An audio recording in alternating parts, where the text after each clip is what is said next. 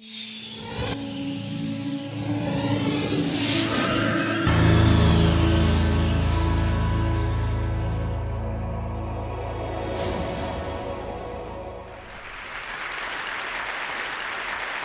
coined my own definition of success in 1934 when I was teaching at a high school in South Bend, Indiana, being a little bit disappointed and delusioned perhaps by the way parents of the youngsters in my English classes expected their youngsters to get an A or B. They thought a C was all right for the neighbor's children because the neighbor's children are all average.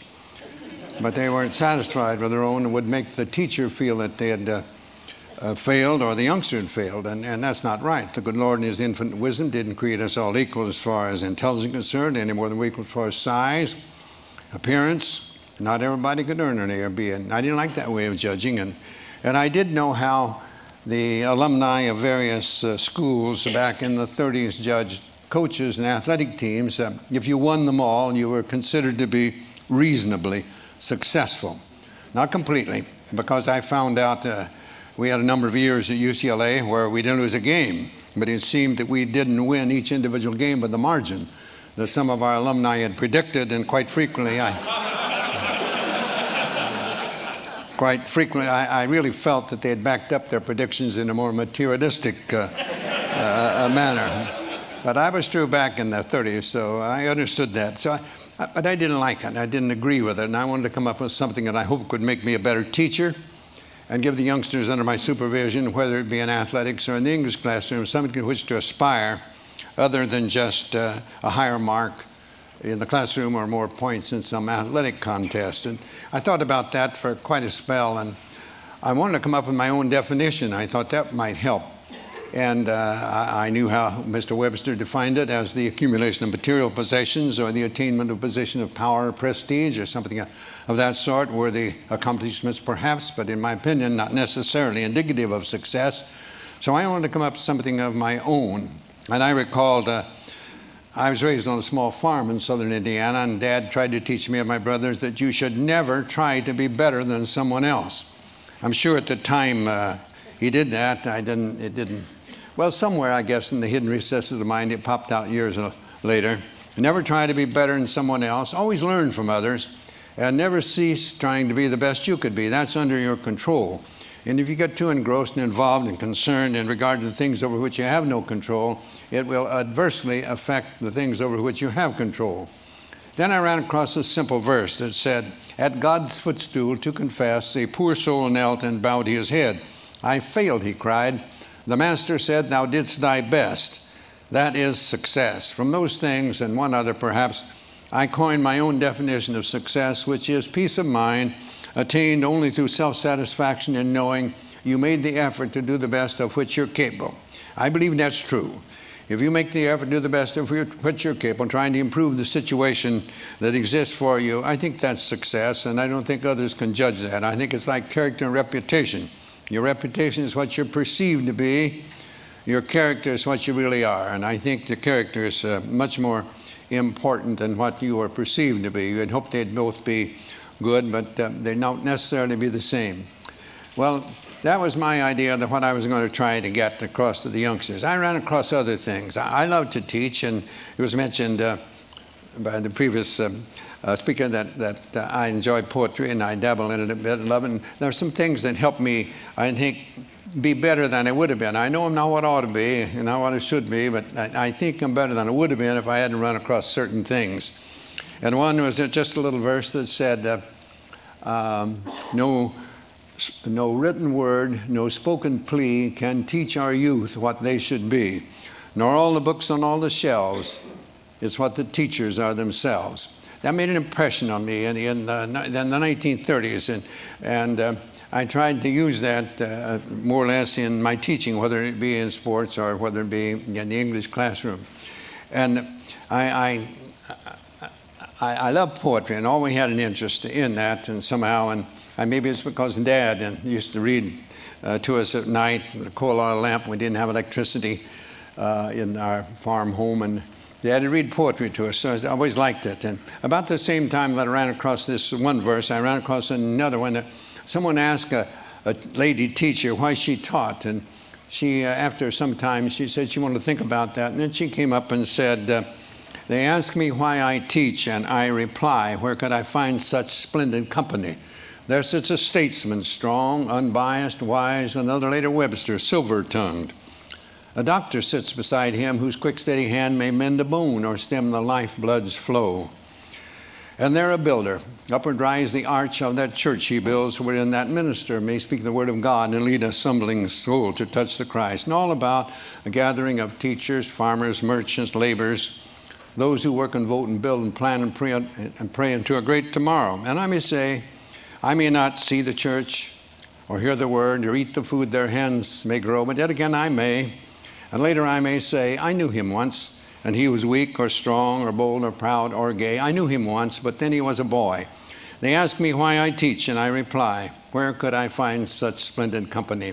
And I believe the teaching profession, it's true, you have so many youngsters, like I think of my youngsters at UCLA, 30-some attorneys, 11 dentists, 10 doctors, many teachers in other professions. And that gives you a great deal of pleasure to see them go on. I've always tried to make the youngsters feel that they're there to get an education, number one. Basketball was second because it's paying their way. And they do need a little time for social activities, but you let social activities take a little precedence over the other two, and you're not going to have any very long. So that was the ideas that I tried to get across to the youngsters under my supervision. I had 3 rules pretty much that I stuck with practically all the time. I'd learned these prior to coming to UCLA, and I decided they were very important. One was never be late. Never be late. Later on, I had certain things that I had the players, if we're leaving for someone, they had to be neat and clean. There was a time when I made them wear jackets and shirts and ties, and then I saw our chancellor coming to school in denims and turtlenecks, and I thought it was a little not right for me to keep this other, so I let them they had to be neat and clean. And I had one of my greatest players that you probably heard of, Bill Walton. He came and gets the bus. We were leaving for somewhere and to play, and he wasn't clean and neat, so I would let him go. He couldn't get on the bus. He had to go home and get cleaned up to get to the airport if he could. So I was a stickler for that. I believed in that. I believe in time, very important. I believe you should be on time, but I felt that practices, for example, we start on time, we close on time. The youngsters didn't have to feel that we're going to keep them over. When I speak at coaching clinics, I often tell young coaches, in the coaching clinics, more or less, they'll be the younger coaches getting in the profession, and most of them are young, you know, and probably newly married. And I tell them, don't run practices late, because you'll go home in a bad mood, and that's not good for a young married man to go home in a bad mood. When you get older, it doesn't make any difference, but so I did believe on time. I believe starting on time, and I believe closing on time. And another one I had was not one word of profanity. One word of profanity, and you are out of here for the day. If I see it in a game, you're going to come out and sit on the bench. And the third one was never criticize a teammate. I didn't want that. I used to tell them I was paid to do that. That's my job. I'm paid to do it. Pitifully poor, but I am paid to do it. Not like the coaches today, for gracious sakes, no. It's a little different than it was in my day.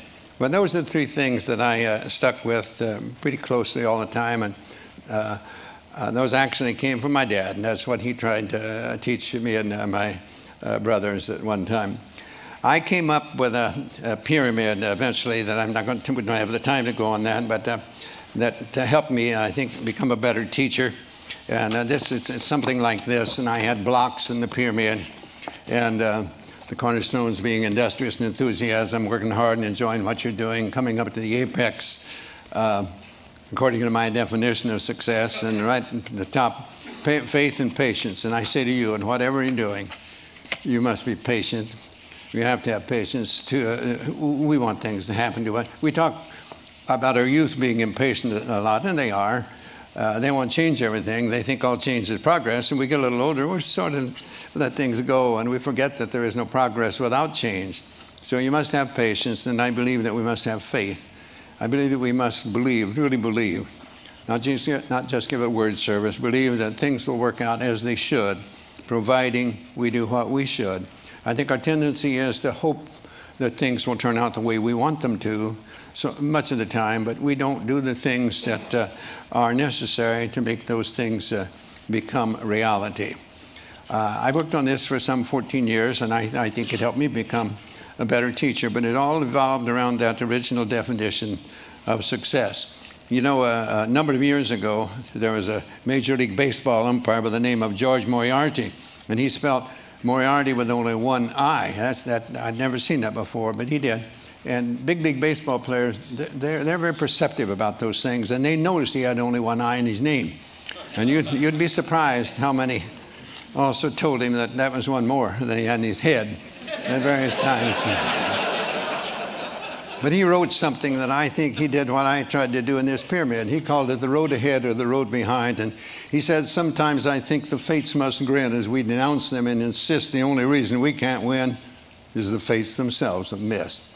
Yet there lives on the ancient claim, we win or lose within ourselves. The shining trophies on our shelves can never win tomorrow's game. You and I know deeper down there's always a chance to win the crown, but when we fail to give our best, we simply haven't met the test of giving all and saving none until the game is really won, of showing what is meant by grit, of playing through and others quit, of playing through, not letting up, it's bearing down that wins the cup, of dreaming there's a goal ahead, of hoping when our dreams are dead, of praying when our hopes have fled, yet losing, not afraid to fall, if bravely we have given all, for who can ask more of a man than giving all within his span? Giving all, it seems to me, is not so far from victory. And so the fates are seldom wrong. No matter how they twist and wind, it's you and I who make our fates. We open up or close the gates on the road ahead or the road behind. Reminds me of another set of threes that my dad tried to get across to us. Don't whine, don't complain, don't make excuses. You get out there and whatever you're doing, do it to the best of your ability. And no one can do more than that. I tried to get across to that. My pundits will tell you, never heard me mention winning. Never mention winning. My idea is that you can lose when you outscore somebody in a game, and you can win when you're outscored. I've felt that way on certain occasions at various times. And I just wanted to be able to hold their head up after a game. I used to say that when a game is over and you see somebody that didn't know the outcome, I hope they couldn't tell by your actions whether you outscored an opponent or the opponent outscored you. And that's what really matters. If you make your effort to do the best you can regularly, the results will be about what they should be. Not necessarily what you would want them to be, but they'll be about what they should. And only you will know whether you can do that. And that's what I wanted from them more than anything else. And as time went by and I learned more about other things, I think it worked a little better as far as the results. But I wanted the score of a game to be the byproduct of these other things and not the end itself. I believe it was one great philosopher said, Cervantes. Cervantes said, the journey is better than the end. And I like that. I think that is. It's getting there. Sometimes when you get there, that's almost a letdown. But it's getting there that's the fun. I like to, as a basketball coach at UCLA, I liked our practices to be the journey. And the game would be the end result. And I'd like to go up and sit in the stands and watch the players play and see whether I'd done a decent job during the week. There again, it's getting the players to get that self-satisfaction, knowing that they've made the effort to do the best of which they are capable. Sometimes I'm asked who was the best player I had over the best teams. I can never answer that.